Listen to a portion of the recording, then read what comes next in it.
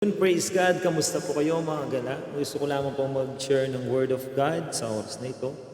Sa Luke chapter 15 verse 4 to 5. Kung ang sino man sa inyo ay may isang daang tupa mawalan ng isa, anong gagawin niya? Hindi ba't iiwan niya ang 99 sa pastulan at hahanapin ang nawawala hanggang sa ito'y matagpuan?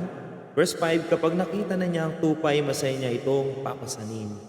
So, kayang iwan ng Lord yung 99 na tupa para hanapin tayo.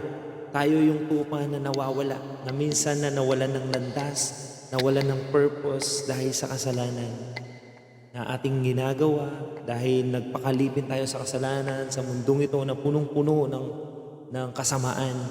At ngayong oras na to, kapatid, gusto kang i-remind ng Lord na kahit gaano pa tayo makasalanan, by the grace of the Lord, ay kaya tayong patawarin ng Panginoon. Kung tatanggapin natin siya bilang tagapagligtas at Panginoon ng ating buhay, ay meron pang pag-asa, kapatid.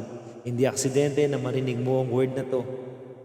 Ito'y sinadya ng Lord para sa iyo. Ngayong oras na to ay samahan niyo ako na alayan ng papuri ang ating Panginoon dahil sa kanyang napakalawak na biyaya. Ito po yung Amazing Grace.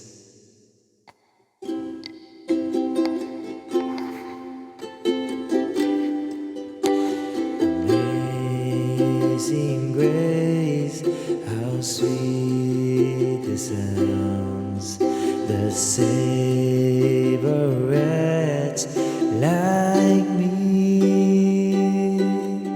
I once was lost, but now I'm found.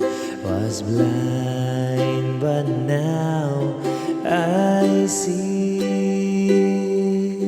'Twas grace that taught my heart to feel, and grace my fears relieved. How precious did that grace appear, the hour my first belief. My chains are gone, I'll be set free.